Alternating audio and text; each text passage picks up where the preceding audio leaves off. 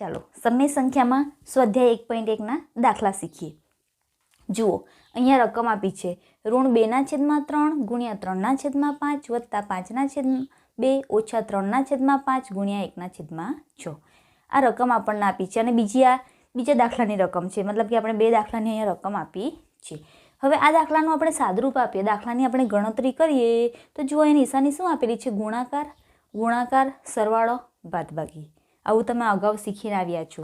અને જો આવું રકમ તમને આપી હોય અને ઘણી બધી નિશાની આવતી હોય, ઘણી બધી ક્રિયા, આપણી 4 ક્રિયા છે, ઘણી બધી મતલબ 4 ક્રિયાઓ આવતી હોય તો કઈ ક્રિયા પહેલાં કરવી?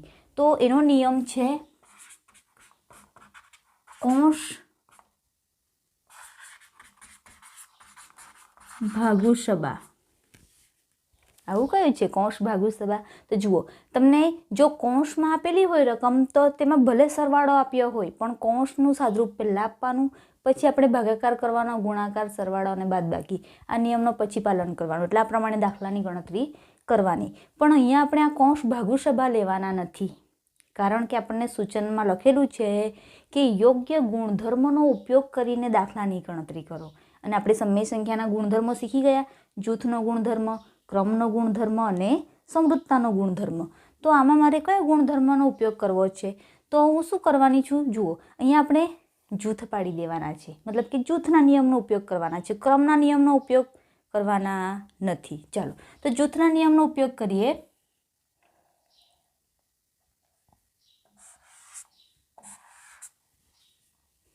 આ બે સંખ્યા છે એનું એક જૂથ બનાવી દીધું,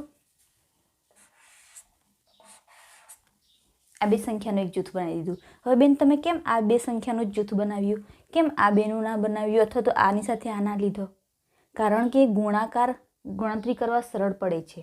તો મેં શું કર્યું કે આપણે સરળતાથી ગણતરી કરતાં શીખવાનું છે, એટલે સરળતા મને ગુણાકારમાં પડશે, કારણ કે લસાનું લાંબી ગણતરી નહીં કરવી પડે. એટલે મેં શું કર્યું કે આ બેનું જૂથ ગુણાકારની સંખ્યા સાથેવાળા છે એ બે પદોનું જૂથ બનાવ્યું છે. હા ચાલો જોઈએ આગળ.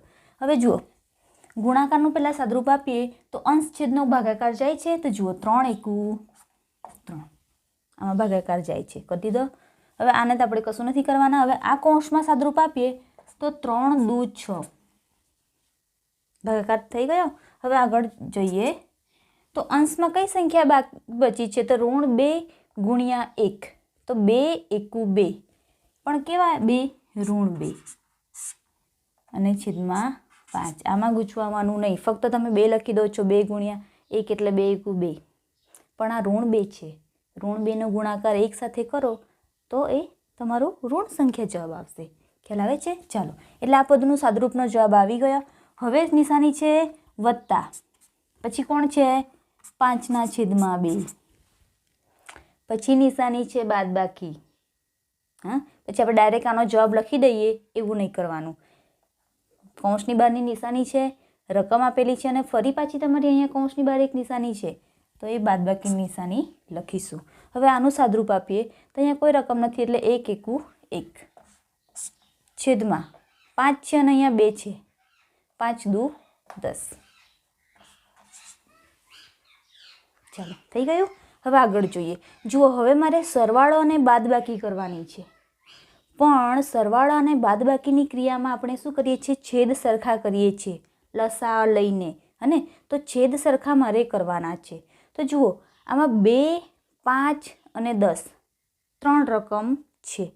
હવે તમે એમ સીધી રીતે જુઓ તો 2ના ઘડિયામાં પણ 10 આવે છે અને 5ના ઘડિયામાં પણ 10 આવે છે, એટલે આપણે છેદ તરીકે 10ને લઈ શકીએ. અને જો તમને આવું ખ્યાલ ના આવતું હોય તો લસાની રીત શીખવું. તો છેદની સંખ્યા કઈ છે? 2, 5 અને 10.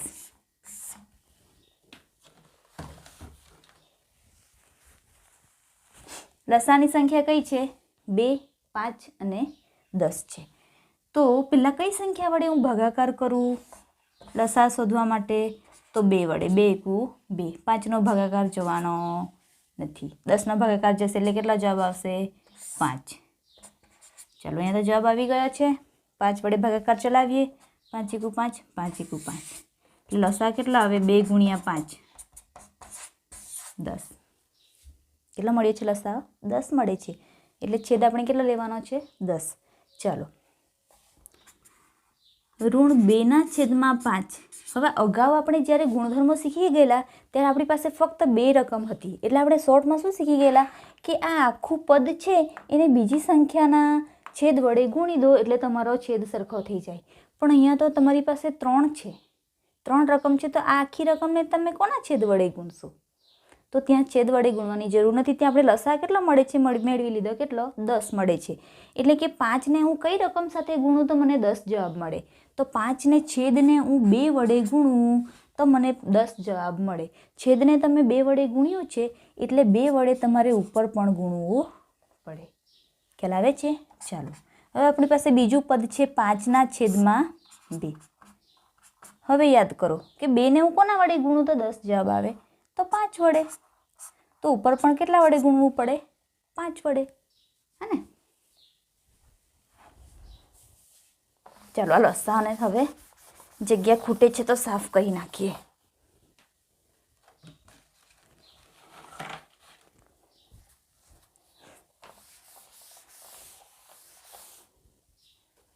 ચાલો હવે આવી જઈએ. હવે -1/10 છે.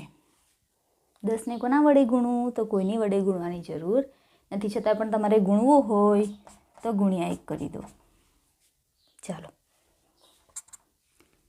સાદુરૂપ આપીએ. 2 દુ 4, પણ કેવા 4? ઋણ 4. 5 દુ 10 વત્તા 5 × 5 25. 5 દુ 10 ઓછા 1 એકુ 1 અને 10 એકુ 10. છેદ સરખા થઈ ગયા. તમે આવી કેટલી પણ રકમ તમને આપી હોય સરવાળા બાદબાકીમાં, અહીંયા તો 3 જ આપી છે, જેટલી પણ મોટી રકમ આપી હોય તમે ઇઝીલી દાખલા ગણી શકો. ક્યારે? આ નિયમ સમજ્યા પછી. ચાલો છેદ કેટલો છે? 10 સરખો છે. એક વખત લઈ લીધો. ઋણ 4 વત્તા 25 ઓછા 1.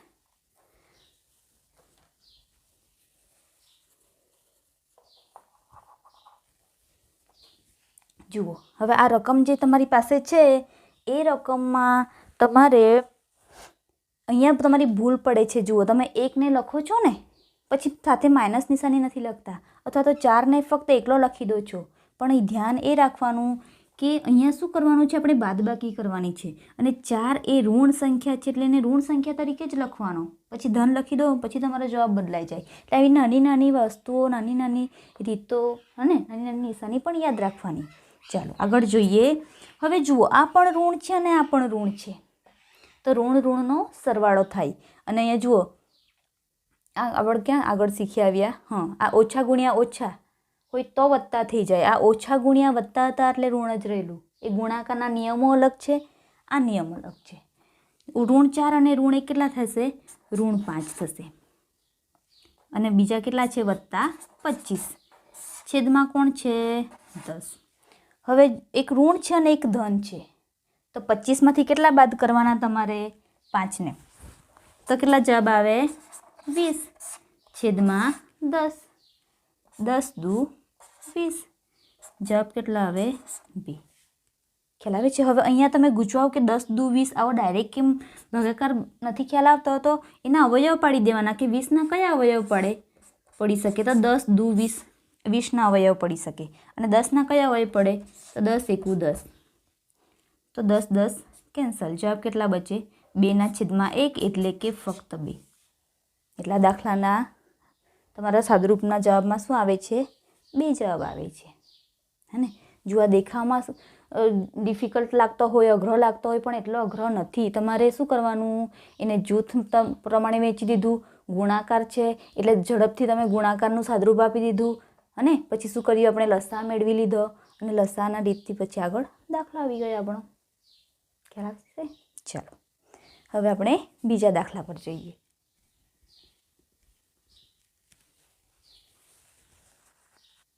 ચાલો બીજા દાખલાની રકમ જોઈએ. 2/5 ગુણ્યા ઋણ 3/7 ઓછા 1/6 ગુણ્યા 3/2 વત્તા 1/14 ગુણ્યા 2/5. આવી રકમ આપી છે. રકમમાં તમને પદો વધારે આપેલા છે. પણ જુઓ, યોગ્ય નિયમનો ઉપયોગ કરીને દાખલો ગણવાનો છે. તો આ દાખલામાં આપણે કેવું કર્યું? જૂથ પાડી દીધા દાખલાના ગણતરીની સરળતા માટે. તો આમાં પણ એવું કરીએ, જૂથ પાડી દઈએ. અને સરળતા માટે આપણે હવે શીખી જ ગયા છીએ શું કરવાનું. સરળતાથી ફટાફટ તમે સાદુરૂપ આપી શકો એના માટે ગુણાકાર બેસ્ટ છે. હે ને? તો હું શું કરું? હું આમાં પણ આવું જ કરું કે આ જે ગુણાકારવાળા પદો છે એનું જૂથ બનાવી દઉં. અને ગુણાકારવાળા પદોનું તમે જ્યારે જૂથ બનાવો ત્યારે ધ્યાન એ રાખવાનું કે કૌંસની બહાર અહીંયા મેં નિશાની રાખી છે. જુઓ, એ નિશાનીને તમારે કૌંસની બહાર જ રાખવાની છે. કારણ કે આ ઋણ 1/6 નથી. આ શું છે? ઋણ 3/7 ઓછા 1/6. એટલે આ બે પદો વચ્ચેની ગણતરી માટેની નિશાની છે. આ ફક્ત આ એકલા પદની નિશાની નથી. હા, આ વત્તા 1/14 છે, પણ વત્તા એ બે પદો વચ્ચેની ક્રિયા છે. એટલે એને કૌંસની બહાર રાખીએ. ચાલો, એટલે આપણે 3 જૂથમાં આ આખી રકમને વહેંચી દીધી છે. ચાલો, સાદુરૂપ આપીએ પદોનું. ઉપર નીચે કોઈનો અહીંયા ભાગાકાર જાય એવું છે તો નથી. તો ગુણાકાર કરી લઈશું. અંશનો ગુણાકાર, છેદનો ગુણાકાર. અંશમાં કોણ છે? 2 અને 3. 3 દુ 6, પણ એક નિશાની કેવી છે? એક સંખ્યા ઋણ છે. એટલે ઓછા ગુણ્યા વત્તા કેવા આવે? ઋણ. એટલે 3 દુ 6 કેવા? 6 ઋણ 6. ચાલો, 7 પંચા 35. જુઓ, આ પહેલા પદનો તમારો જવાબ છે. આવી ગયું. આ પદનું સાદુરૂપ આપી દીધું. પછી અહીંયા નિશાની તમારી માઇનસ છે તો એને પણ લેવાની. હવે આ પદનું સાદુરૂપ આપીએ. ઉપર નીચે કોઈનો ભાગાકાર જાય છે તો જુઓ, અહીંથી જાય છે 3 દુ 6.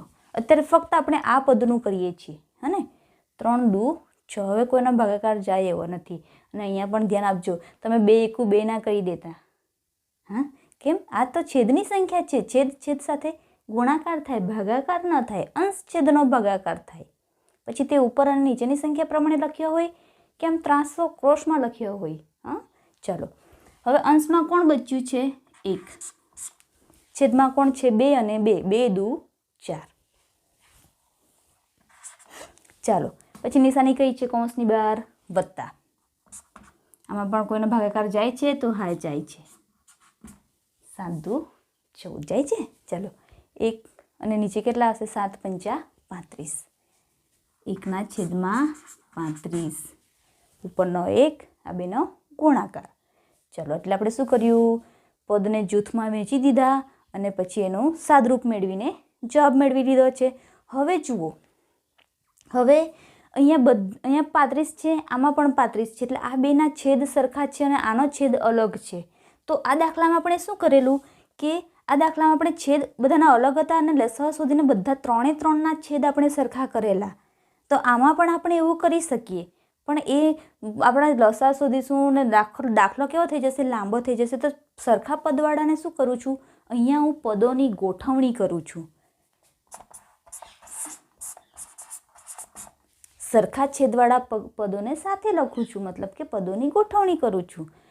આ જે પદ છે એની બાજુમાં કોને લખી દઉં છું? આ છેલ્લા પદને. વત્તા 1/35. હવે આ પદને પાછળ લઈ લઉં છું. ઋણ 1/4. ખ્યાલ આવે છે?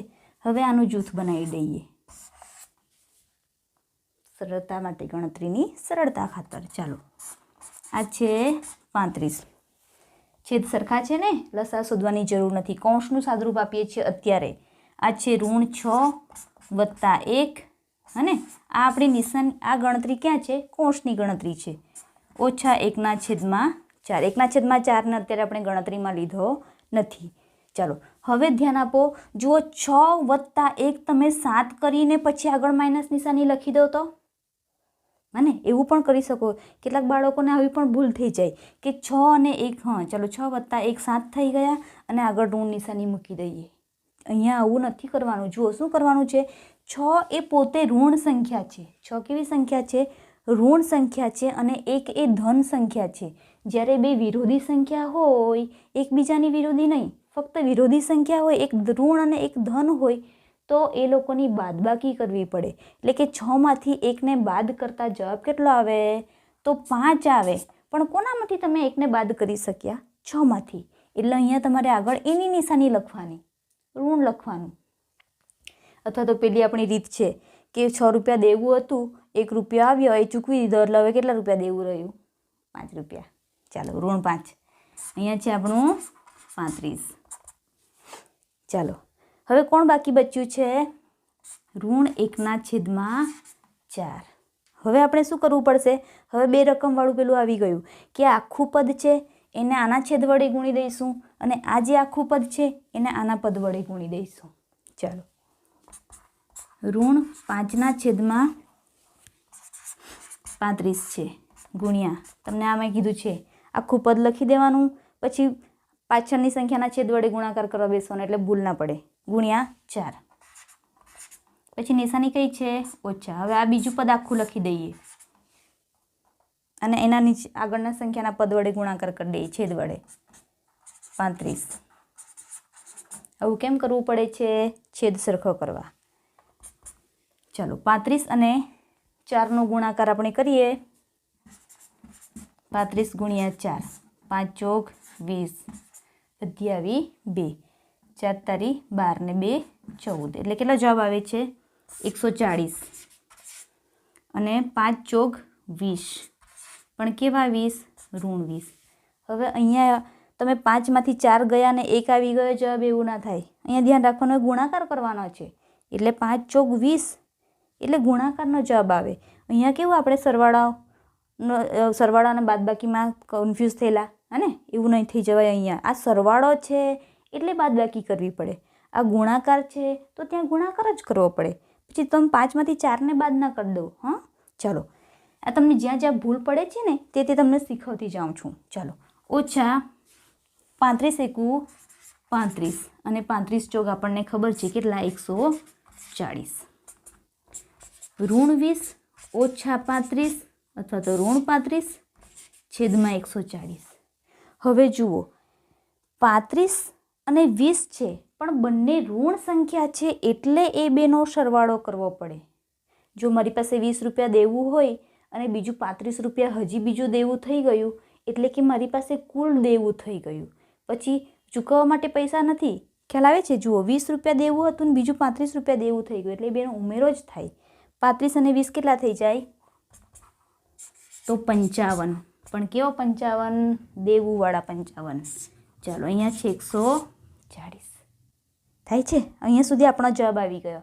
કેટલાક બાળકો અહીંયા સુધી જવાબ લખે છે તો પણ સાચું છે, પણ એનું અતિ સંક્ષિપ્ત રૂપ હવે શીખવું. અહીંયા જ લખી દઉં. હા ઋણ 55 છેદમાં 140 આ આપણો જવાબ આવે છે. હવે ધોરણ 6માં આપણે સંખ્યા અવિભાજ્ય અવયવની રીતે અવયવ પાડો અને સંખ્યાવાળું આપણે શીખી ગયેલા છે અવયવ અને અવયવી. તેમાં આપણે શીખી ગયેલા કે આ જે એકમનો અંક 5 અને 0 હોય તો એ સંખ્યા 5 વડે ભાગી શકાય. એટલે કે આ 5 વડે પણ ભાગી શકાશે, આનો પણ એકમનો અંક 5 છે એટલે એ પણ 5 વડે ભાગી શકાશે. તો 55ને હું 5 વડે ભાગું છું. 55ને હું 5 વડે ભાગું છું. 5 એકુ 5, 5 એકુ 5, 11 પંચા 55. જો ડાયરેક્ટ આવડતું હોય તો બેસ્ટ છે, ના આવડતું હોય તો ભાગાકાર કરી લેવાનો. ચાલો એટલે જવાબ કેટલો આવે છે? 11 ગુણ્યા 5. જવાબ 11 ગુણ્યા 5 આવે છે.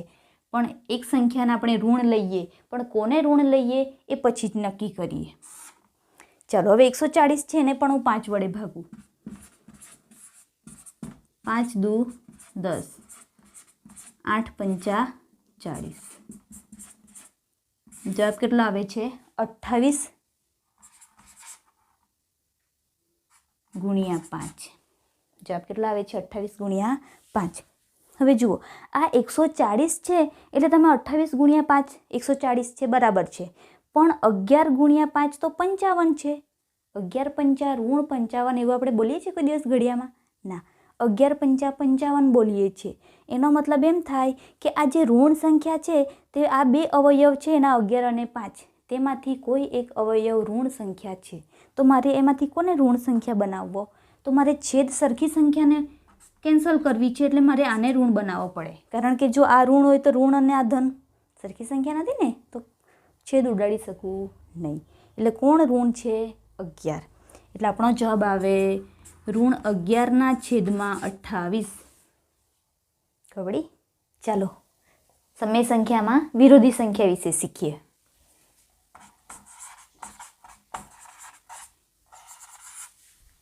વિરોધી સંખ્યા. અને હવે વિરોધી સંખ્યા એટલે શું? તો વિરોધી સંખ્યાની વ્યાખ્યા એવી છે કે જે બે સંખ્યાનો સરવાળો કરતાં શૂન્ય જવાબ મળે એને વિરોધી કહેવાય. હવે બે સંખ્યાનો આપણે સરવાળો પણ કરવાનો છે અને જવાબ પણ શૂન્ય મેળવવાનો છે. ચાલો ચેક કરીએ.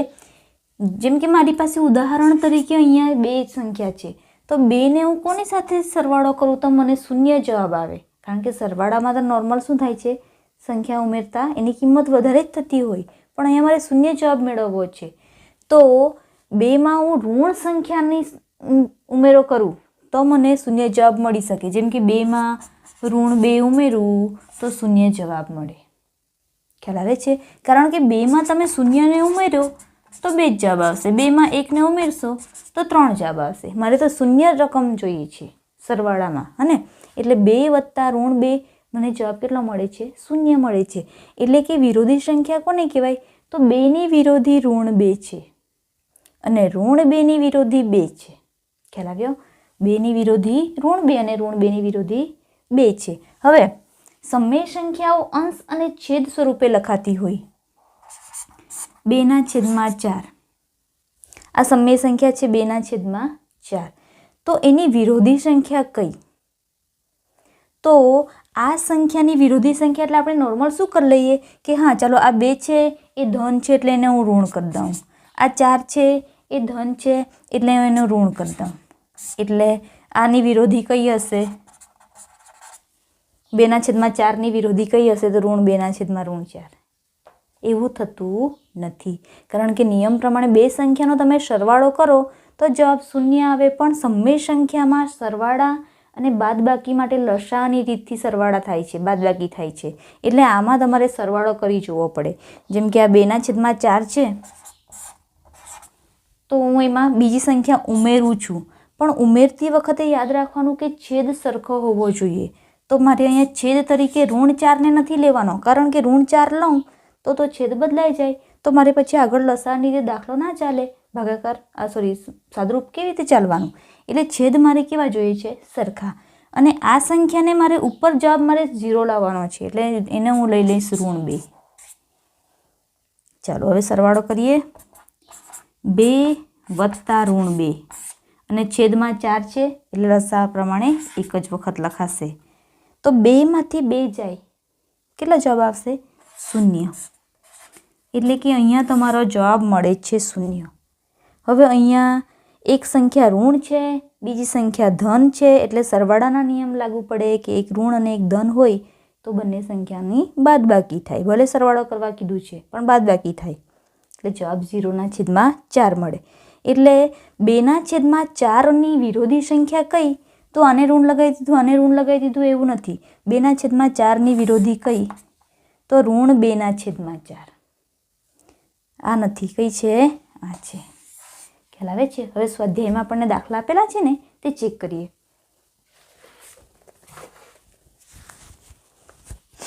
જુઓ સ્વાધ્યાયના દાખલા.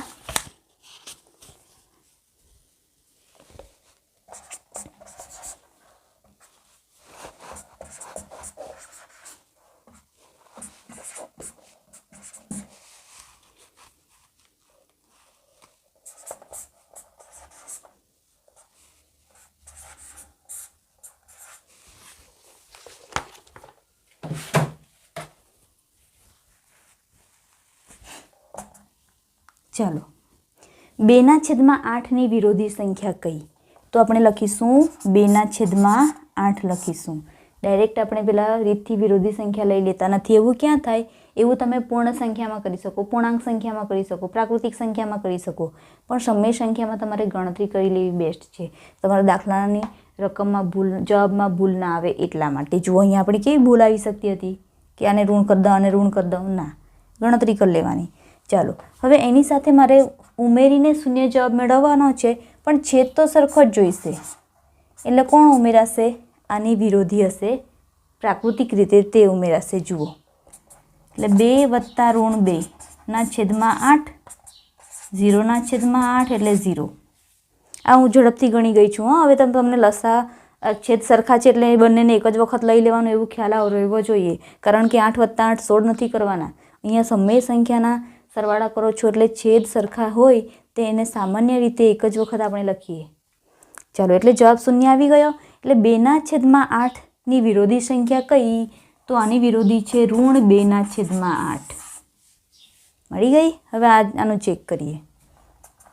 -5/9 છે તો છેદ 9 આપણે જોવાનું છેદને, તો છેદ 9 છે એટલે અહીંયા પણ હું 9 જ છેદ લાવું છું, પણ આ ઋણ છે એટલે મારે એને કેવો લાવવો પડે? અહીંયા ધન, તો એકબીજાની બાદબાકી કરી શકાય ને. ચાલો, -5 + 5 છેદમાં સમાન છેદ 9. 5માંથી 5 જાય 0/9 એટલે કે 0. અને તો આ સમય સંખ્યાની -5/9ની વિરોધી સંખ્યા કઈ? તો આની વિરોધી આ છે, જેને તમે સરવાળો કરતા શૂન્ય જવાબ મેળવો છો. એટલે આની વિરોધી છે 5/9. કઈ છે? 5/9. હવે આમાં ચેક કરીએ. ચાલો, હવે આગળના દાખલા શીખીએ. જુઓ, 2/9 છે, એનું આપણે વિરોધી સંખ્યા જોઈએ. આ 1 2 3 આ ચોથા નંબરનો દાખલો છે આપણો. ચાલો, 2/9 છે, હે ને? ચાલો, છેદ કેટલા મેળવવાના? છેદ ઋણ લાવવાનો. કેમ? છેદ આપણને સરખી રકમ જોઈએ છે. 2 કેવો છે? ધન છે, તો એને આપણે કેવો લઈશું? ઋણ. એટલે કે -9 2 વત્તા -2 એટલે 0/9 એટલે કે 0. હે ને? તો જુઓ, એટલે કે 2/9ની વિરોધી સંખ્યા કઈ થઈ? તો -2/9 થઈ. અને હવે ધ્યાન આપીશું ખાસ કે આ -2/9 છે. એટલે કે હવે -2/9 છે, તો આ -2ના અવયવ કયા પડે? તો 2ના અવયવ પડે. ફક્ત 2ને જોઈએ તો 2ના અવયવ પડે 2 એકુ 2. 2ના અવયવ કયા પડે? 2 એકુ 2. અને ફક્ત 9ને જોઈએ તો 9ના અવયવ કયા પડે? 9 એકુ 9. હવે પણ આ 2 કેવો છે? ઋણ છે. તો આ બેમાંથી કોઈ એક રકમ કેવી હશે? ઋણ હશે. તો હું 1ને ઋણ બનાવી દઉં છું. 2 × -1 એટલે 2 એકુ 2 અને ઋણ 2. ખ્યાલ આવે છે? જુઓ, આ 2 ધન છે અને એક ઋણ છે, એટલે એ બંનેનો ગુણાકાર આવ્યો -2. હવે 9 અને 1 છે, તેમાં 1 કેવો હશે? ઋણ. એટલે 9 એકુ 9 અને એક સંખ્યા ઋણ છે, એટલે એનો જવાબ -9. એટલે -2ના અવયવ હું 2 × -1 લખી શકું અને -9ના અવયવ હું 9 × -1 લખી શકું. પણ -1 અને -1 કેવા છે? સરખા છે, એટલે કેન્સલ થઈ જાય. છેદ ઉડી ગયા, અંશ છેદ ઉડી ગયા. તો જવાબ કેટલો મળે? 2/9.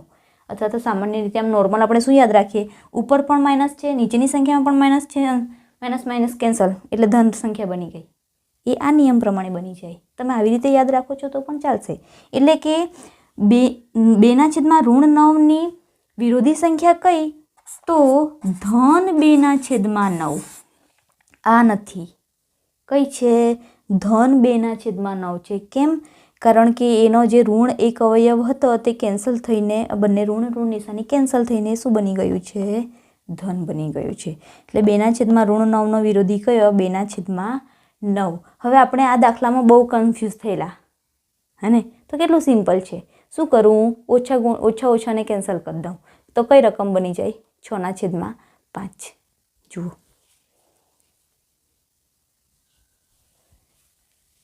અહીંયા ગણી દઈએ. ચાલો, 6/5 ગણી લઈએ. કેમ? કારણ કે ઓછાના ઓછા આપણે કેન્સલ કરી દીધા. કયા નિયમ પ્રમાણે? આ નિયમ પ્રમાણે. તો છેદ કેટલો જોઈએ છે મારે? 5. તો આ કેટલો આવશે? -6. તો 6 વત્તા -6 એટલે જવાબ કેટલા આવે? 0/5 એટલે 0. તો આવી ગયું. આ કન્ફ્યુઝન દૂર થઈ ગયું કે આપણે રીત પ્રમાણે આપણે ગણેલો દાખલો તો આવો જવાબ આવેલો, અને તમે અહીંથી માઇનસ નિશાનીને કાઢી નાખો છો તો આ જવાબ મળી ગયો છે. મતલબ કે આ બંને સંખ્યા એક જ છે, છતાં પણ જવાબમાં ફેર આવી ગયો છે. ખ્યાલ આવે? ચાલો, એટલે આ સંખ્યા શીખી ગયા. હવે આપણે આ 5મા નંબરનો દાખલો શીખીએ. તે અહીંયા શીખવું છું. 19/6. 19/6 ઋણ 6. અહીંયા મારે કેટલા લાવવાના છે? ઋણ 6. તો 19 કેવા લાવવા પડશે? ઋણ 6 ઋણ 19 સોરી. ચાલો ઋણ 6 છેદ સરખા છે. સોરી, હા, આમાં ગુણ્યા નથી કરવાના, વત્તા કરવાના છે. ચાલો 19માંથી 19 જશે એટલે કેટલા બચશે? 0/6 એટલે કે 0. અહીંયા પણ ફરી પેલા જેવું આવી ગયું કે આનો વિરોધી કયા બને છે? આનો વિરોધી તો ઋણ 19/6 બને છે. આનો વિરોધી કયો બને છે? ઋણ 19/6 બને છે. પણ ઋણ નિશાની શું થઈ જાય છે? કેન્સલ થઈ જાય છે. એટલે આનો વિરોધી કયો? તો ફક્ત 19/6. 19/6 નો વિરોધી કયો? ફક્ત 19/6.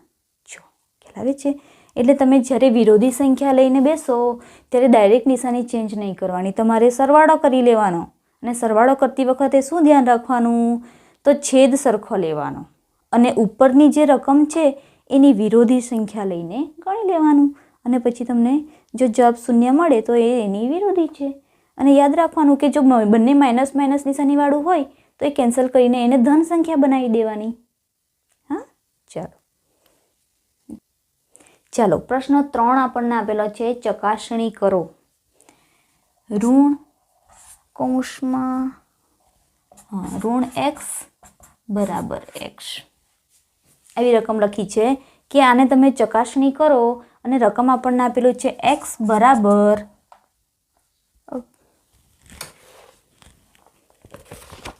એક મિનિટ રકમ લખી લઈએ 11/15. બીજો દાખલો છે આપણો x બરાબર ઋણ 13/17. ચાલો આ બે દાખલા આપણને આપેલા છે. હવે ગણિતમાં આપણને કન્ફ્યુઝ શું થવાય? તો જુઓ, આપણે કક્કા તો આપણને ગુજરાતીમાં આવડતા જ હોય છે, પણ જોડણી થોડીક અઘરી હોય એટલે આપણને એમ દેખાવામાં થોડોક તે શબ્દ અઘરો લાગે એટલે આપણે વિચારીએ કે હા અઘરું છે. અઘરું નથી હોતું, તમને આવડે જ છે ને, તમે સમજશો એટલે કેવું છે? ઇઝી છે. ગણિતમાં પણ આવું જ છે, નિયમો તો આપણે શીખી જ ગયા. તો રકમ જોઈને આ અઘરું છે? ના, તમે નિયમ શીખ્યા છો, નિયમ પ્રમાણે ગણતરી કરો, સહેલું છે. હા, ચાલો જોઈએ. હવે આ પદ આપણને આપેલું છે -x બરાબરની બહાર આ બાજુ છે x. આ આપણે પદમાં x બરાબર આ કિંમત મૂકીને દાખલો ગણવાનો છે. આપણું પદ છે -x બરાબર x. અને પહેલા દાખલામાં x તરીકે આપણને રકમ આપી છે 11/15. બે જ સ્ટેપનો દાખલો છે, બહુ જ ઇઝી. ચાલો શું કરીશું? આપણે x બરાબર જે આપણને કિંમત આપી છે તે xની જગ્યા પર મૂકી દઈએ. ઓછા કૌંસમાં xની કિંમત કેટલી છે? તો 11/15 છે. બરાબર, આ ખાસ ભૂલી નહીં જવાનું, બરાબર છે. ચાલો પછી 11/15 xની જગ્યા પર xની કિંમત, xની જગ્યા પર xની કિંમત, અને એઝ ઇટ ઇઝ જે એના નિશાની અને કૌંસ આપેલા છે તે તો પાછા લેવાના જ. હા, ચાલો હવે જોઈએ. ઓછા ગુણ્યા ઓછા શું થઈ જાય? ગુણાકારમાં આપણે શીખ્યા ને નિયમ, ઓછા ગુણ્યા ઓછા. અહીંયા કૌંસની બહાર કોઈ નિશાની નથી એટલે આપણે ગુણાકાર ગણવાની. જ્યારે કૌંસ તમે છોડો તો બહારની સંખ્યા સાથે એ ગુણાકારની રીતે છૂટે. એટલે ઓછા ગુણ્યા ઓછા કેવા થઈ જાય છે? +11/15. અને બરાબરની આ બાજુ શું છે? 11/15. એટલે ચકાસણી કરો એટલે શું? તો બરાબરની જમણી બાજુ અને બરાબરની ડાબી બાજુ એ બંને કેવી સંખ્યા છે? સરખી છે કે નથી? તે આપણે ચકાસણી કરવાનું હતું. તો આપણે શું કર્યું કે જે સૂત્રની ચકાસણી કરવાની હતી તે સૂત્ર અહીંયા આપણે મૂકી દીધું છે અને એમાં xની કિંમત મૂકી અને ઓછા ગુણ્યા ઓછા વત્તા થઈ ગયા અને બરાબરની આ બાજુ તો હતું જ. હવે આપણને જવાબ મળી ગયો કે 11/15 ધન સમય બરાબર આ પણ 11/15 એટલે કે ધન સમય. ચકાસણી થઈ ગઈ કે આ રકમ માટે બરાબરની જમણી બાજુ અને બરાબરની ડાબી બાજુ બંને જવાબ કેવા મળે છે? સરખા મળે છે. આમાં ચેક કરી લઈએ. -x બરાબર x સૂત્ર પદ મૂકી દીધું જે આપણને ચકાસણી કરવા આપ્યું છે. હવે xની કિંમત આમાં તમારે ધ્યાન રાખવાનું. હા, જુઓ, ઓછા આ નિશાની તમે લખી છે, કૌંસ છે, પછી ફરી માઇનસ નિશાની છે, માઇનસ. ફરી માઇનસની નિશાની તો છે જ, પણ અહીંયા તમને જે એક્સની કિંમત આપી છે તે કેવી છે? એ પોતે પણ ઋણ છે.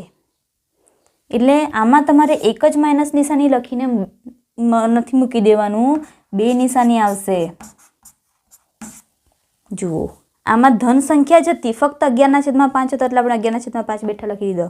પણ હવે અહીંયા તમે ગુચવાઓ કે આ ઋણ સંખ્યા છે એટલે એને ઋણ તરીકે લખવાનો, અને કૌંસમાં ઓલરેડી એક માઇનસ નિશાની આપેલી જ છે. આ રહી.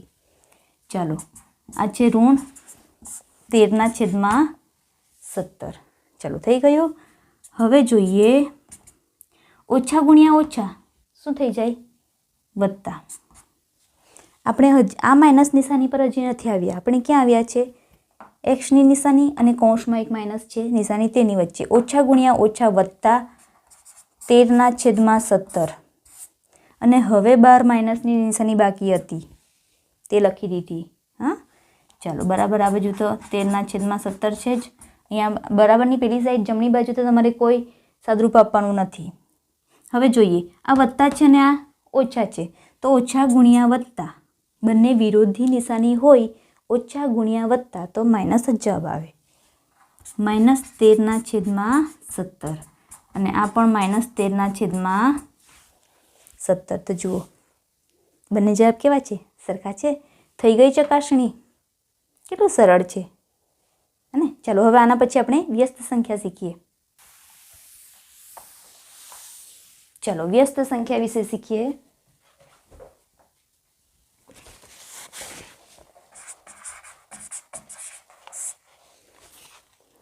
પ્રશ્ન 4 આપણને આપેલો છે કે નીચે આપેલી સંખ્યાઓનો વ્યસ્ત જણાવો. ને તો પહેલાં આપણે શીખી લઈએ કે વ્યસ્ત કોને કહેવાય, અને પછી આપણે એના વ્યસ્ત જણાવીશું. હા, ચાલો. હવે વ્યસ્ત એટલે શું? તો વિરોધીમાં શીખી ગયા કે બે સંખ્યાનો સરવાળો કરવાથી જવાબ શૂન્ય મળે તો વિરોધી કહેવાય. તો વ્યસ્તનો નિયમ શું છે કે બે સંખ્યાનો ગુણાકાર કરવાથી જવાબ 1 મળે તો એને એકબીજાના વ્યસ્ત કહેવાય. હા, આમાં ભૂલ ના થાય, યાદ રાખીશું. ચાલો, હવે ધારો કે કોઈ એક સંખ્યા છે મારી પાસે 4, તો 4નો ગુણાકાર હું કોની સાથે કરું કે મને જવાબ 1 મળે? તો 4નો ગુણાકાર હું કરું છું 1/4 વડે.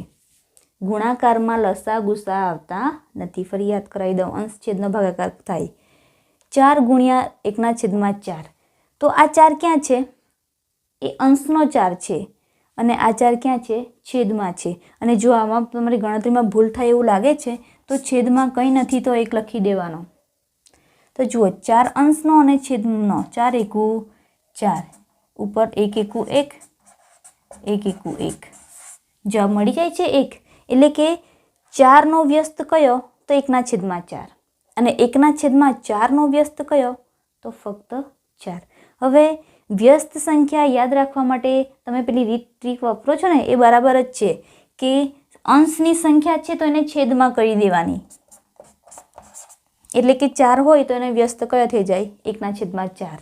અને ધારો કે 1/8 છે તો એનો વ્યસ્ત કયો? તો છેદ છે તેને ઉપર અંશમાં લઈ લેવાનો. છેદ છે એને ક્યાં લઈ લેવાનો? અંશમાં. તમે છેદમાં 1 લખો તો પણ ચાલે, કારણ કે 8 જ છે. હવે બીજી કોઈ રકમ તમને આપી હોય કે 3/8 આનો વ્યસ્ત કયો? તો 3/8 આનો વ્યસ્ત કયો? તો 3/8ને હું કોના વડે ગુણું તો મને 1 જવાબ મળે? તો મારે ભાગાકાર ચલાવવાનો છે. તો 1 3 અંશમાં છે તો મને સામેની રકમનો 3 છેદમાં જોઈશે, અને આ 8 છેદમાં છે તો મને સામેની રકમનો 8 ક્યાં જોઈશે? અંશમાં જોઈશે. તો હું ભાગાકાર કરી શકું. ખ્યાલ આવે છે? 3 એકુ 3, 8 એકુ 8, જવાબ આવે 1. એટલે કે 3/8નો વ્યસ્ત કયો? તો 8/3. આ તો બહુ સરળ છે. તમે એને એવી રીતે પણ યાદ રાખો કે અંશની રકમને છેદમાં લઈ લેવાની અને છેદની રકમને અંશમાં લઈ લેવાની, મતલબ કે વ્યસ્ત કરી દેવાનો. ચાલો, એટલે આ છે વ્યસ્ત. હવે આપણા સ્વાધ્યાયના દાખલાની ચકાસણી કરીએ. રકમ લઈ લઈએ. ચાલો, -13. 13/19. ત્રીજી રકમ છે આપણી 1/5. આટલામાં આવી જશે.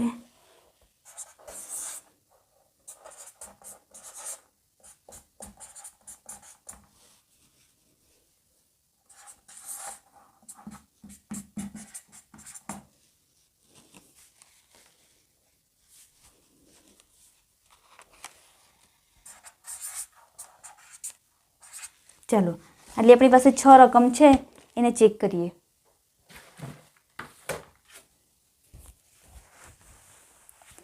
ઋણ 13 છે તો એનો વ્યસ્ત કયો? તો ઋણ 13 એ અંશની રકમ છે, એને આપણે 1/છેદમાં કરી શકીએ. તો ઋણ 13નો વ્યસ્ત કયો? તો 1/√13. કારણ કે ઋણ 13 ગુણ્યા 1/√13 કરો તો 13 × 13, એટલે જવાબ કેટલો મળે છે? 1 જ મળે છે. એટલે કે બે સંખ્યાનો ગુણાકાર કરતાં જવાબ કેટલો મળે છે?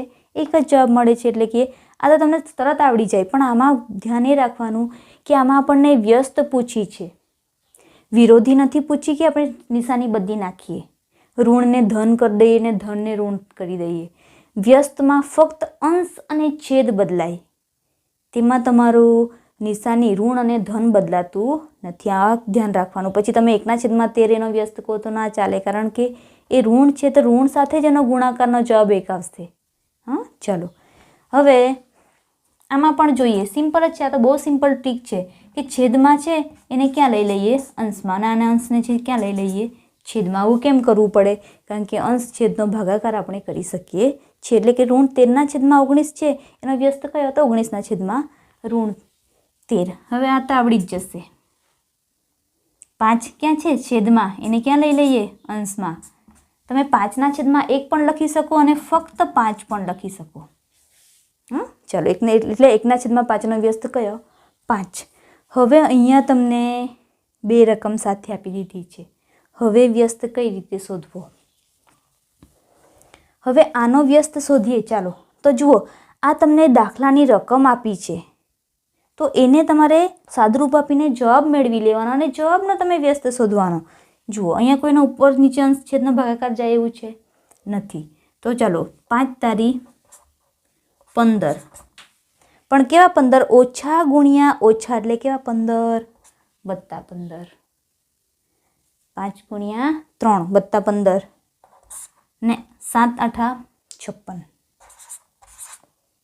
તો આપણો જવાબ કેટલો આવે છે? 15/56 જવાબ આવે છે. અને 15/56 જવાબ આવે છે એટલે કે એનો વ્યસ્ત કેટલો થાય? 56/15 થાય. હવે આવી રીત શીખવવાનો મતલબ કેમ?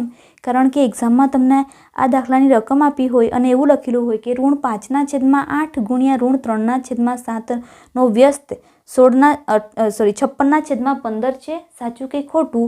તો તમારે એને દાખલો ગણીને આ પ્રમાણે કરવું પડે. અને બીજી રીત છે કે તમે અહીંયા જે રકમ આપી છે એનો જ ડાયરેક્ટ વ્યસ્ત મેળવી લો. જુઓ કેવી રીતે? 8 છેદમાં છે, અંશમાં લઈ લો.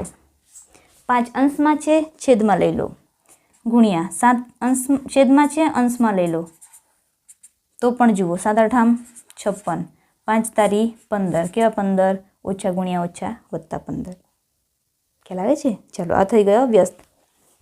હવે અહીંયા જુઓ, 1 અંશમાં છે, 1 ગુણ્યા 2, 2 × 2, ઓછા ગુણ્યા ઓછા વત્તા થઈ જાય. અને ઓછા ગુણ્યા ઓછા વત્તા થઈ જાય. એવું આ વાતમાં કન્ફ્યુઝન થતું હોય તો તમારે શું યાદ રાખવાનું? ગુણાકારમાં બંને સંખ્યાની નિશાની સરખી હોય તો હંમેશા જવાબ ધન જ આવે. અને ગુણાકારમાં જો બંને સંખ્યામાંથી કોઈ એકની નિશાની અલગ હોય, વત્તા હોય અથવા તો ઓછા હોય, મતલબ કે બંનેની નિશાની સરખી ન હોય, તો હંમેશા જવાબ માઇનસમાં જ આવે. અહીંયા નિશાની સરખી છે એટલે ગુણાકાર છે એટલે ધન આવે છે જવાબ. હવે આનો વ્યસ્ત મેળવી લઈએ. 5/2. એટલે આ સંખ્યાનો જવાબ શું છે? 5/2. અથવા તો તમે આ જવાબ ના લખવો હોય તો ઋણ 1/1 ગુણ્યા 5/2 પણ લખી શકો. આનો વ્યસ્ત તમે આ બનાવી દીધો અને આ રકમનો વ્યસ્ત આ અલગથી અહીંયા બનાવી દીધો. હવે એનું સાદરૂપ આપી દો. 5 × 5, 2 × 2. કેવા 2? ઓછા ગુણ્યા ઓછા વત્તા 2. થઈ ગયું? હવે અહીંયા જુઓ, ઋણ 1 આપેલો છે. હવે ઋણ 1નો વ્યસ્ત કયો? તો ઋણ 1નો વ્યસ્ત કયો? 1/1. અને ઋણ 1નો વ્યસ્ત કયો? 1/1. પણ ના, મારા દાખલા હું મારી રીતે કહું છું કે ના, મારા ઋણ 1નો વ્યસ્ત ઋણ 1 જ છે. આ જે ઋણ 1 છે એનો વ્યસ્ત ઋણ 1 જ છે. तो केवी रीते थयो जुओ आ एक छे। हवे एकना आपणे अवयव पाडीए। एक एकू एक, एकना अवयव कया पड़े? एक एकू एक। अने आ एकना कया अवयव पड़े? एक एकू एक। हवे कोईपण रकम छे, जेम के मारी पासे एक रकम छे 3, तो 3 हूँ बे रीते अवयव पाड़ी सकूँ। 3 एकू 3 अने बीजा अवयव पाड़ी सकूँ -3 गुणिया -1,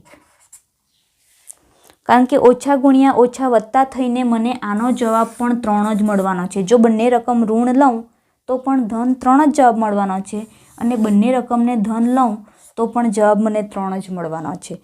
तो अहींया 1 छे तो हूँ बंने रकम 1 एकू 1 बंने रकमने ऋण लऊं छुं। ध्यान आपजो, आ बंने केवा छे? ओछा गुणिया ओछा वत्ता थई जशे अने अहींया आमां मारे एक रकमने धन लेवी पड़शे अने एक रकमने हूँ ऋण लईश। ख्याल आवे छे? तो आ ऋण 1 अने आ ऋण 1 केन्सल एटले जवाब शुं आवे? ऋण 1/1।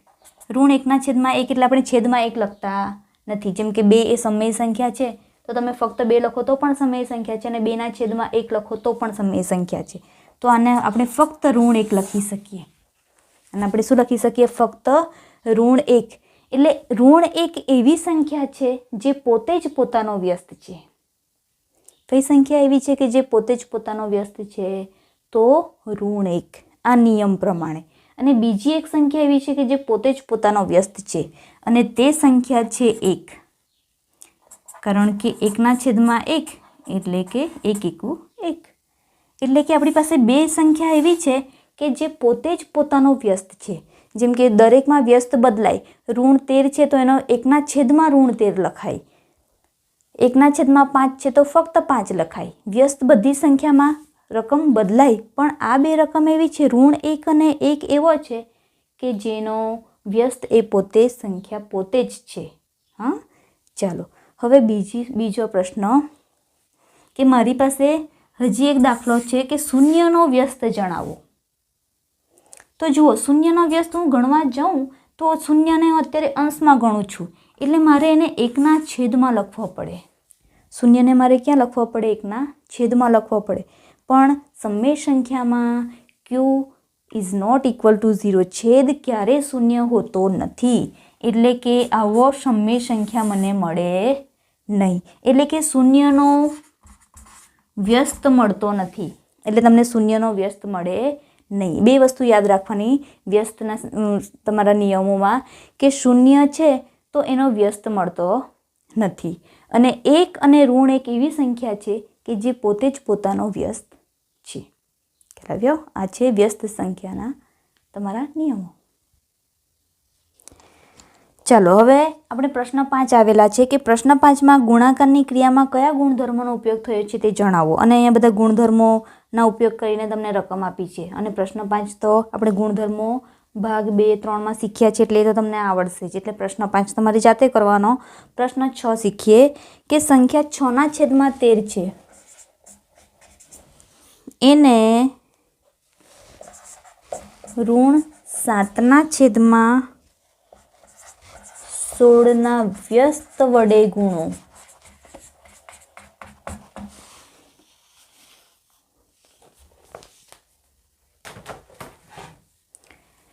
6/13 ने ऋण 7/16 व्यस्त वडे गुणो।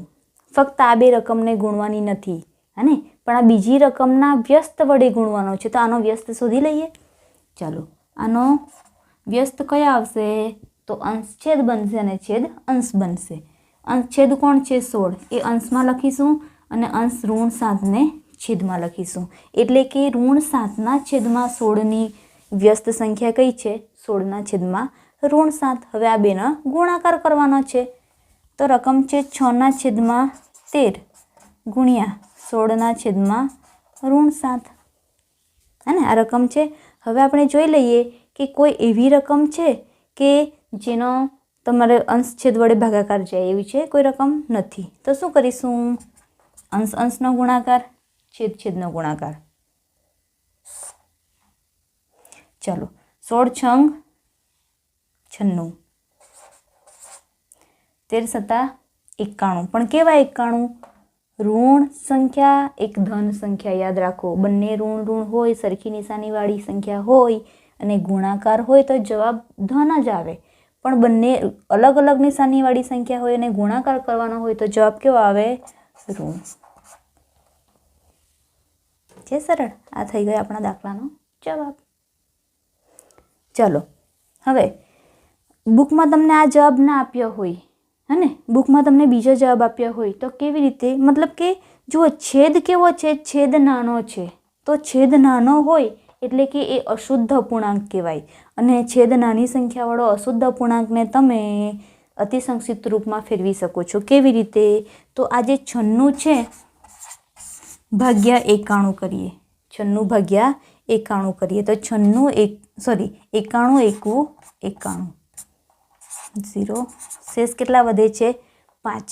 હવે આને લખવાની રીત કેવી રીતે છે?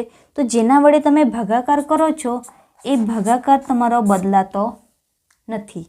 કેટલો જવાબ આવે છે? 1. 1 જવાબ આવે છે એટલે 1 ક્યાં આવશે? ઉપર. 1 અહીંયા આવશે, અને જે તમારો શેષ વધી જાય છે ને એ ક્યાં આવશે? અંશમાં. એટલે કે ઋણ 1.5/91. જવાબ કયો આવે? ઋણ 1.5/91. આવી રીતે અતિસંક્ષિપ્ત રૂપ પ્રમાણે પણ જવાબ તમે મેળવી શકો. ક્યારે? છેદ નાનો હોય ત્યારે. ચાલો હવે આગળ બીજો દાખલો જોઈ લઈએ. પ્રશ્ન 7માં તમને એમ કીધું છે કે આ જે રકમ આપી છે 1/3 ગુણ્યા કૌંસમાં 6 ગુણ્યા 4/3 ની કૌંસમાં 1/3 ગુણ્યા 6 કૌંસની બહાર ગુણ્યા 4/3 રીતે ગણતરી કયા ગુણધર્મનો ઉપયોગ કરીને કરી છે? તો કશું નથી કર્યું ભાઈ, સિમ્પલ છે. જુઓ શું કર્યું છે? કૌંસ બદલી નાખ્યા છે અને એટલે કે જૂથ બદલી નાખ્યા છે. એટલે કયો ગુણધર્મ આવ્યો છે? જૂથનો ગુણધર્મ. હવે આગળનો બીજો દાખલો જોઈએ. આ બે દાખલામાં ખાસ ધ્યાન આપી લેજો. 8/9 એ સંખ્યા ઋણ 1.1/8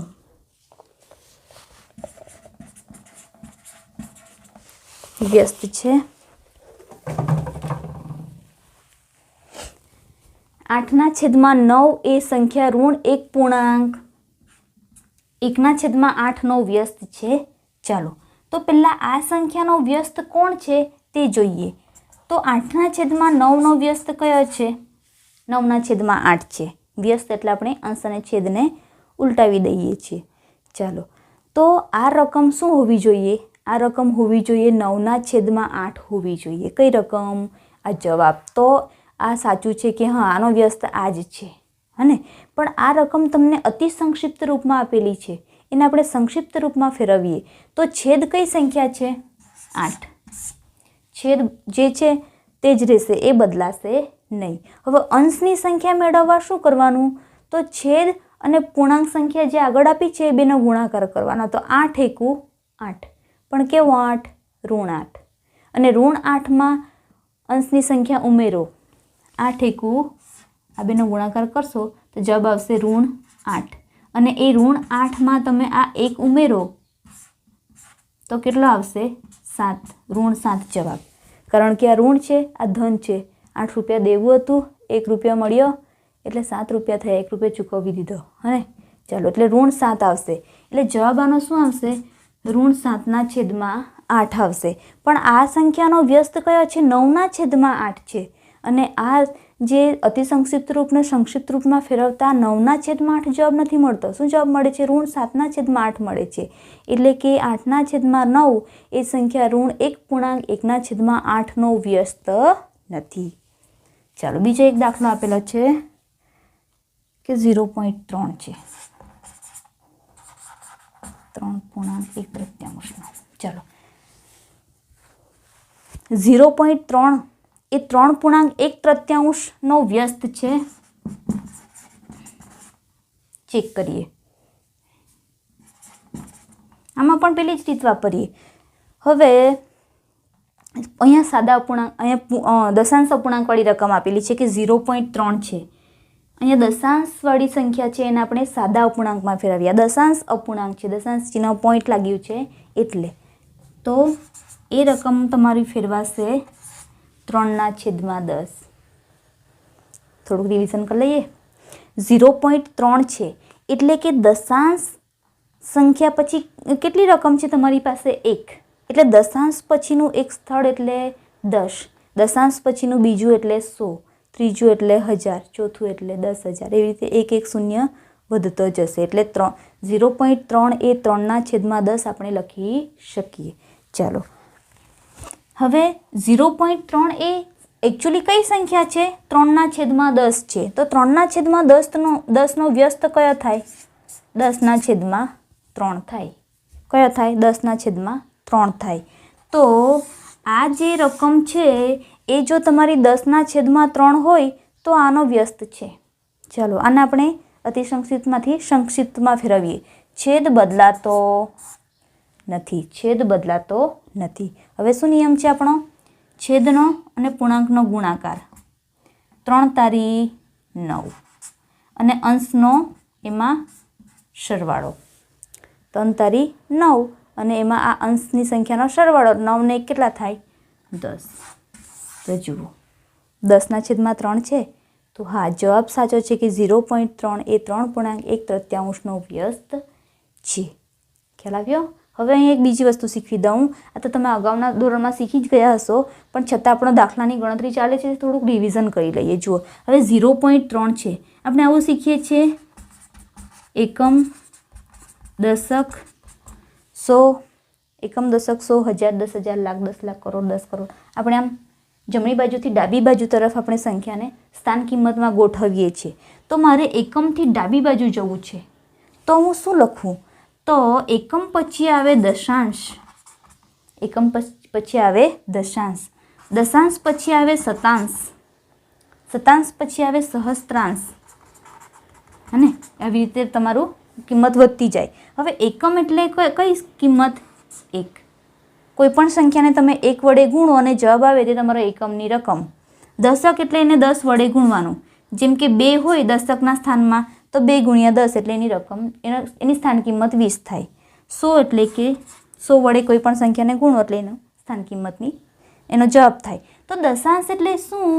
તો દશાંશ એટલે 1/10, શતાંશ એટલે કે 1/100, સહસ્ત્રાંશ એટલે કે 1/1000. આ રકમ તમારી કેવી થશે? છેદમાં આવશે અને 1, 10, 100, 1000, 10,000, એક એક શૂન્ય એકની પાછળ વધતું જશે. હવે અહીંયા 0 છે તો શૂન્ય કયા સ્થાનમાં છે? એકમના સ્થાનમાં. અને 3 કયા સ્થાનમાં છે? તો 3 એ દશાંશના સ્થાનમાં છે. એટલે આને અહીંયા આપણે એકમ અને દશાંશ વચ્ચે શું દર્શાવીએ છીએ? દશાંશ ચિહ્ન દર્શાવીએ છીએ. એનો મતલબ એમ થાય કે 3 કયા ખાનામાં છે? પોઈન્ટ પછીનો પહેલી જ રકમ છે. એ કઈ રકમ છે? પોઈન્ટ પછીની તમારી એ પહેલી જ રકમ છે, એટલે એ આ જ ખાનામાં હશે. એટલે આની કિંમત કેટલી હશે? તો 3 × 1/10 એટલે 3 × 3 અને છેદમાં 10. એટલે આની રકમ કેટલી હશે? 3/10 હશે. પણ ધારો કે અહીંયા એવું લખેલું હોતે કે 0.33, તો એ ક્યાં હશે? આ 3 ક્યાં હશે? તો અહીંયા. અને આ પાછળનો 3 ક્યાં હશે? અહીંયા. ખ્યાલ આવે છે? એટલે અહીંયા આપણે શું લખવું પડે? તો એ દશાંશ પછીના કયા સ્થાનમાં છે? શતાંશ. પોઈન્ટ પછી કેટલી રકમ છે? 2. એટલે તમારે એને 33/100 લખવો પડે. એમાં તમારે કેટલા લખવા પડે? 33/100 લખવા પડે, કારણ કે પોઈન્ટ પછી 2 રકમ છે એટલે 2 શૂન્ય. ખ્યાલ આવ્યો? ચાલો હવે આગળ જોઈએ. ચાલો હવે આપણું સ્વાધ્યાય પૂરું થઈ જવાનું છે. હા, ચાલો હવે પ્રશ્ન 10 તમને લખેલો છે કે એવી સમય સંખ્યા કે જેનો વ્યસ્ત ન હોય. આપણે ક્યારના શીખી ગયા? કઈ સમય સંખ્યા? 0. શૂન્યનો વ્યસ્ત હોતો નથી, કારણ કે એને છેદમાં ના લખી શકાય. પછી એવી સમય સંખ્યા કે જે તેના વ્યસ્તને સમાન હોય, કે જેના વ્યસ્તને સમાન હોય. તો કઈ જવાબ આવે છે? -1 અને 1. કયો જવાબ આવે છે? -1 અને 1. એ કેવો છે? એના વ્યસ્તને સમાન છે, પોતે જ પોતાનો વ્યસ્ત છે. બે રકમ છે, હા, 1 અને ઋણ 1. એવી સમય સંખ્યા કે જે તેની વિરોધી સંખ્યાને સમાન હોય. કઈ સમય સંખ્યા કે જે એની વિરોધી સંખ્યાને સમાન હોય? આ આપણે શીખવાનું બાકી રહી ગયું હતું. કઈ સંખ્યા છે? તો એ શૂન્ય છે. એની વિરોધી સંખ્યાને કેવી છે? સમાન છે. તેમાં જવાબમાં 1 ના આવે, હા, કારણ કે 1નો વિરોધી ઋણ 1 છે અને ઋણ 1નો વિરોધી 1 છે. એ બંને સમાન નથી, એ બંને અલગ છે. એટલે શૂન્યની વિરોધી શૂન્ય મળે. ચાલો, અને એ પણ યાદ રાખવાનું કે શૂન્ય ધન કે ઋણ સંખ્યા નથી, શૂન્ય એ તટસ્થ સંખ્યા છે. પછી બીજું છે શૂન્યનો વ્યસ્ત ખાલી જગ્યા ના મળે. સંખ્યાઓ ખાલી જગ્યા અને ખાલી જગ્યા પોતાના જ વ્યસ્ત છે, 1 અને ઋણ 1. સંખ્યા પછી ઋણ 5ની વ્યસ્ત સંખ્યા ખાલી જગ્યા છે, તો 1 છેદમાં ઋણ 5 છે. 1 છેદમાં xની વ્યસ્ત સંખ્યા કઈ છે? હવે તમને સંખ્યા નથી આપી, શું આપ્યું છે? તો તમને ચલ સંખ્યા આપી છે. x છે, y છે, a છે, b છે. સંજ્ઞા તમે વાપરો ને એને ચલ કહેવાય. કેમ ચલ કહેવાય? કારણ કે એ સંખ્યા કેવી છે? એની રકમ કંઈ પણ હોઈ શકે. x એટલે 2 પણ હોઈ શકે, 3 પણ હોઈ શકે, 4 પણ હોઈ શકે, 10 પણ હોઈ શકે. એટલે કે x એ ચલ સંખ્યા આપી છે અને 1 છેદમાં xનો વ્યસ્ત કયો? તો એને યાદ કરવાની જરૂર નથી. એ છેદમાં છે તો એને અંશમાં લખી દો, અથવા તો છેદમાં 1 ના લખવો હોય તો ફક્ત x એકલો લખી દો. તો 1 છેદમાં xની વ્યસ્ત કઈ? x. બે સમય સંખ્યાઓનો ગુણાકાર હંમેશા ખાલી જગ્યા જ હોય. સમૃદ્ધતાનો નિયમ. બે સમય સંખ્યાનો ગુણાકાર હોય, સરવાળો હોય, બાદબાકી હોય કે ભાગાકાર હોય, હંમેશા તે સમય સંખ્યા જ હોય. પછી ધન સમય સંખ્યાનો વ્યસ્ત સંખ્યા ખાલી જગ્યા હોય.